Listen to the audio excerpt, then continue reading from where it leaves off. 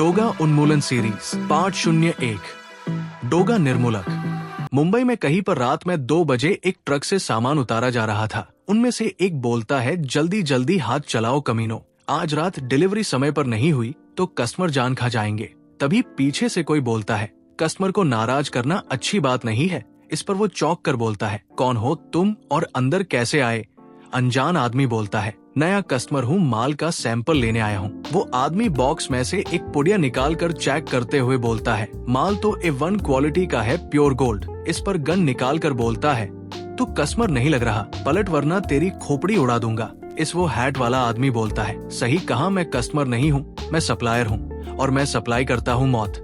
ये बोलकर वो अपना हैट उसकी तरफ फेंकता है और हमें थोड़ा जाना पहचाना सा लगता है। और ये कोई और नहीं, ये है हमारा डोगा।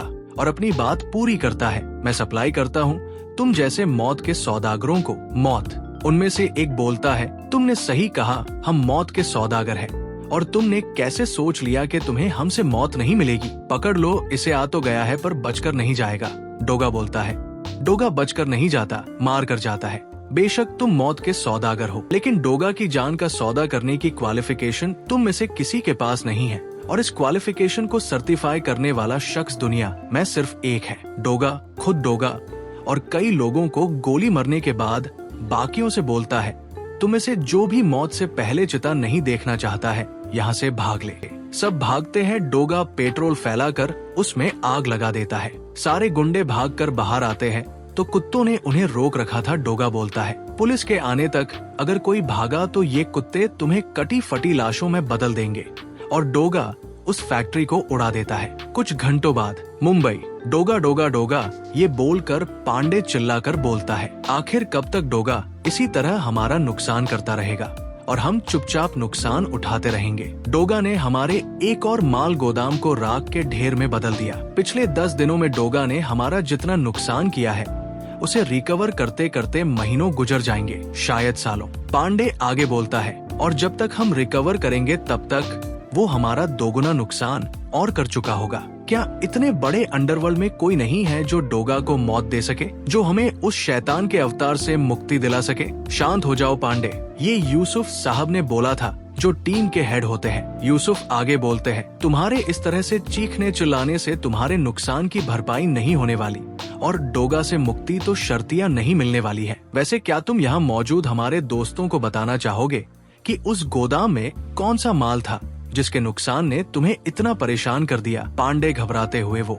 गोदाम में इस बार तो यूसुफ पूरा करते हैं, कोकीन भरा था। यूसुफ गुस्से से बोलते हैं, तुम जानते हो हमारी ऑर्गेनाइजेशन का उसूल है कि हम में से कोई ड्रग्स की डीलिंग नहीं करेगा, कोई भी नहीं। और तुम इस ऑर्गेनाइजेशन के उसूलों के खिलाफ काम कर रहे हो पांडे। यूसुफ फिर बोलते हैं, ये सच है कि डोगा की वजह से हमने अपने आदमी, अपने दोस्त और अपना पैसा गंवाया है, लेकिन उससे भी महत्वपूर्ण जो चीज हमने खोई है वो है हमारा रुतबा, हमारी साख, हमारी इज्जत। जिन लोगों को डोगा ने मारा वे सभी ड्रग्स का सौदा कर रहे थे। स्कूल कॉलेज में पढ़ने वाले बच्चों में कोकीन और हेरोइन जैसे जहर सप्लाई कर रहे थे वे सभी।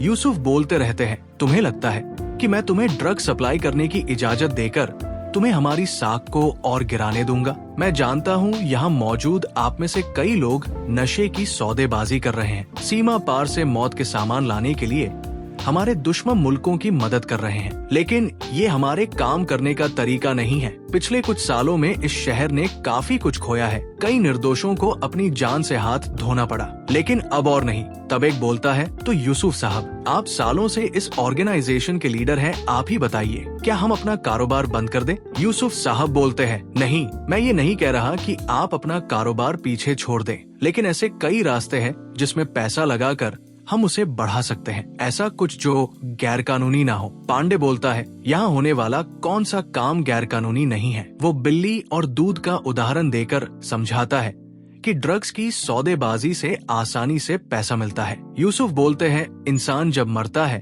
तो सब कुछ यही छोड़ जाता है, तो क्यों ना हम इस बचे हुए जीवन को सार्थक करके मरें? यूसुफ आगे बोलते हैं, फ्लाईओवर्स, शॉपिंग मॉल्स और रिहायशी इमारतें बना सकते हैं जिनमें बेहिसाब पैसा है। तभी एक आवाज आती है, वाह यूसुफ साहब वाह, इसे कहते हैं 1000 चूहे खाकर बिल्ली हज को चली। और उनसे पूछता है कि मॉल्स और फ्लाईओवर्स के बाद क्या वे अपने साथियों के लिए सुलभ शौचालय बनाएंगे। पांडे चिल्लाता है, कौन है तू लड़के, अंदर कैसे आ गया? ये प्राइवेट मीटिंग है, यहाँ अनजान लोगों को आने की इजाजत नहीं है। गार्ड वो अपने सुरक्षा कर्मियों को आवाज लगाता है, पर पल भर में ही वो सबको पीट देता है और एक ही वार में वो टेबल के टुकड़े कर देता है। सब उस पर गन तानते हैं तो बोलता है, मेहमानों का स्वागत करने का ये क्या तरीका है? उनमें से एक बोलता है, बिन बुलाए मेहमान का स्वागत यहाँ ऐसे ही किया जाता है। तभी यूसुफ सबको रोकते हैं और पूछते हैं, कौन हो तुम?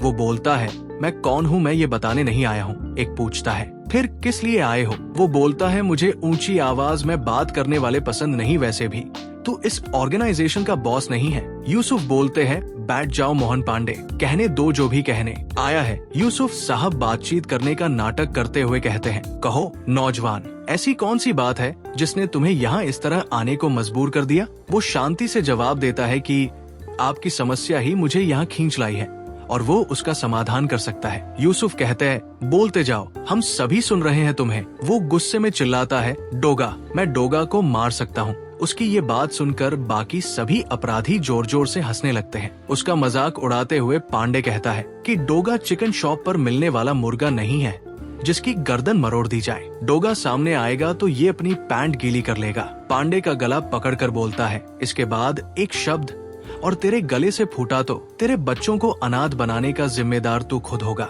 वो कहता है कि दुनिया में खुद को मर्द कहने वाले बहुत हैं, लेकिन असली मर्द वे हैं जिन्हें किसी का खौफ नहीं होता, जैसे डोगा। डर क्या होता है शायद डोगा को पता ही नहीं है। वो कहता है, डोगा की मौत का सपना देखने वालों की मौत डोगा से पहले उसके नाम के डर से ही हो जाती है, लेकिन मैं डोगा से नहीं डरता और यही कारण है कि मैं डोगा को मारने की क्षमता रखता हूँ। यूसुफ साहब उसकी हिम्मत देखकर कहते हैं, दाद देता हूँ तुम्हारे जज्बे की नौजवान, लेकिन डोगा को मारने का दावा करने वाले तुम जैसे ना जाने कितने ही आए और ना जाने कितने ही और होंगे, लेकिन जब डोगा सामने होता है तो सारे दावे धरे रह जाते हैं। तुम अपने साथ हमारा समय भी बर्बाद कर रहे हो। वो पूछता है, मतलब आप मेरा प्रस्ताव ठुकरा रहे हैं? जिस पर यूसुफ साहब जवाब देते हैं, बेशक किसी ना समझ की बातों में आकर मैं अपने दोस्तों को मरते हुए नहीं देख सकता। अब तुम यहाँ से जा सकते हो। वो कमरे से बाहर निकलते हुए यूसुफ साहब को आखिरी चेतावनी देता है।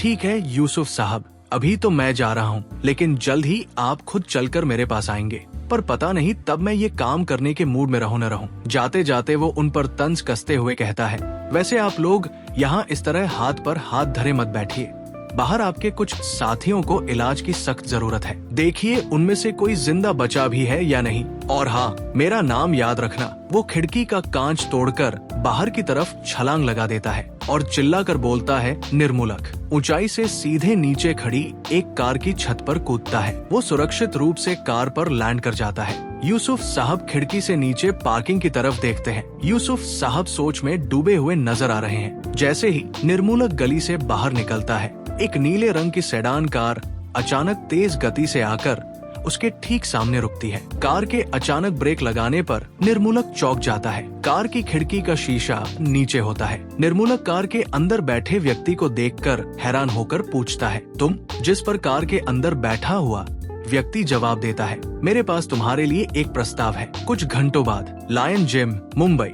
ये डोगा सूरज का अपना जिम है जहाँ वो रहता और ट्रेनिंग करता है। डोगा अपने जिम के अंदर प्रवेश करता है। वहाँ पूरी तरह अंधेरा देखकर वो सोचता है, अरे यहाँ इतना अंधेरा क्यों है? बल्ब फ्यूज हो गया है या? और जिम में अजीब सी शांति देखकर वो आशंकित होता है, और ये आज यहाँ अजीब सा सन्नाटा क्यों पसरा हुआ है? डोगा दीवार पर लगे स्विच बोर्ड की तरफ हाथ बढ़ाता है और लाइट ऑन करने की कोशिश करता है, लेकिन लाइट नहीं जलती। वो कहता है, ओह, यहाँ भी लाइट नहीं जल रही, कहीं फ्यूज तो नहीं उड़ गया? साथ ही वो अपने चाचाओं को आवाज लगाता है, मोहर सिंह, अदरक चाचा। डोगा अंदर जाकर देखता है तो वहाँ कोई नहीं है। वो चिंता में सोचता है, कोई जवाब क्यों नहीं दे रहा? इतने समय तक तो मोहर सिंह उठकर जिम की साफ सफाई में जुट जाता है। वो अदरक चाचा के कमरे को भी खाली पाता है। अदरक चाचा भी अपने कमरे में नहीं है। डोगा के चारों चाचा जिम में नहीं है। तभी एक चीखने की आवाज आती है। डोगा फौरन भागता है और अदरक चाचा को आवाज लगाता है। अचानक लाइट से पूरा कमरा भर जाता है। ये सूरज के जन्मदिन विश करने का सबका प्लान था। अदरक चाचा बोलते हैं, जन्मदिन मुबारक हो मेरे बच्चे। इस पर सूरज नाराज होकर बोलता है, आप लोगों ने मुझे डरा दिया था, लेकिन क्या है ये सब? मोहर सिंह चाचा हंसते हुए कहते हैं कि सूरज के सभी सवालों का जवाब मोनिका देगी, क्योंकि ये सारा आइडिया उसी का है। सूरज हैरान और थोड़ा असहज होकर मोनिका से पूछता है, ये कैसा बेहुदा मजाक है मोनिका? मेरा जन्मदिन किस तारीख को आता है ये मैं खुद नहीं जानता तो फिर? मोनिका मुस्कुराकर उसे मिस्टर खड़ूस कहते हुए जवाब देती है कि वो पहले से जानती थी कि उसका रिएक्शन ऐसा ही होगा। मोनिका सूरज को प्यार से समझाती है कि परिवार में बाकी का जन्मदिन मनाया जाता है, सिर्फ सूरज ही ऐसा है जिसका जन्मदिन कभी सेलिब्रेट नहीं हुआ। मोनिका बताती है कि बातों बातों में अदरक चाचा ने उसे बताया था कि सूरज पहली बार किस दिन जिम में आया था, इसलिए मोनिका ने फैसला किया कि अब से सूरज के 2 जन्मदिन मनाए जाएंगे। पहला उस तारीख को जब वो मोनिका को सूरज के रूप में मिला था, दूसरा उस तारीख को जब वो बचपन में पहली बार लायन जिम में आया था। सूरज गुस्से और रुआंसे भाव से मोनिका की तरफ देखता है और कहता है, तुम मेरे चेहरे पर एक ऐसा तमाचा मारोगी जिसका घाव हर साल और भी गहरा होता जाएगा, है ना मोनिका? मोनिका उसकी ये कड़वी बात सुनकर अवाक रह जाती है। सूरज बोलता है, सच ही तो कह रहा हूँ मैं। नहीं जानता किस मनहूस दिन मैंने जन्म लिया था, तब से लेकर आज तक यही सवाल मेरे दिलो दिमाग पर छाया हुआ है कि क्या कसूर था मेरा, आखिरकार क्यों फेंका कूड़े पर? सूरज आगे बोलता है, बचपन से लेकर आज तक ये सवाल मेरे लिए दुस्वप्न बने हुए हैं मोनिका की आखिरकार मैं हूँ कौन है मेरे माँ बाप जो मुझे कूड़े के ढेर पर मरता छोड़ गए? क्या एक बार भी उन्हें ख्याल आया होगा मेरा? क्या वे मुझे उठाने के उद्देश्य से कभी वापस उस ढेर पर आए होंगे? मोनिका रोते हुए भाग जाती है। चाचा उसे रोकने के लिए चिल्लाता है। अदरक चाचा सूरज को डांटते हुए कहते हैं, ये कौन सा तरीका हुआ सूरज? वो बेचारी कितने उत्साह से तेरे जन्मदिन की तैयारियों में लगी हुई थी, इतनी खुश थी वो जैसे उसे सारे जहाँ की खुशियाँ मिल गई हों, और तूने एक झटके में उसकी खुशियों को तितर बितर कर दिया। काली चाचा उनकी बात काट कर कहता है, रहने दीजिए अदरक चाचा, पत्थर पर सिर पटकने का कोई अर्थ नहीं। अदरक चाचा सूरज को समझाते हुए गंभीर लहजे में कहते हैं, माना कि जन्म या जन्मदिन शब्द से तेरी कुछ बुरी यादें जुड़ी हैं, लेकिन उसने ये सब तुझे दुख पहुंचाने के लिए नहीं किया। अदरक चाचा सूरज को आईना दिखाते हुए कहते हैं, वो चाहती थी कि जिस खुशी से तू आज तक महरूम है उसे वो किसी तरह से तुझे दे सके। आज ही के दिन तू इस जिम में आया और आज ही के दिन से तेरे जीवन की नई शुरुआत हुई, और ये जन्मदिन तेरी उसी नई शुरुआत के लिए मनाने की सोच रही थी। वो नादान, वे आगे कहते हैं, लेकिन गलत सोचती थी वो मासूम कि तू एक नई जिंदगी की शुरुआत कर चुका है। गलत सोचती थी कि तू अपनों के बीच में है। अदरक चाचा आखिरी और सबसे तीखा प्रहार करते हुए सूरज से कहते हैं, तेरी बातों ने साबित कर दिया कि तू आज भी वही सूरज है जो इस जिम में आने से पहले था, अकेला और अनाथ। ये कड़वी बात सुनकर सूरज अंदर तक हिल जाता है और रोते हुए चिल्लाता है, चाचा। सूरज केक को देखकर सोचता है और वापस चला जाता है। केक पर ऐसे ही मोमबत्ती जलती रहती है।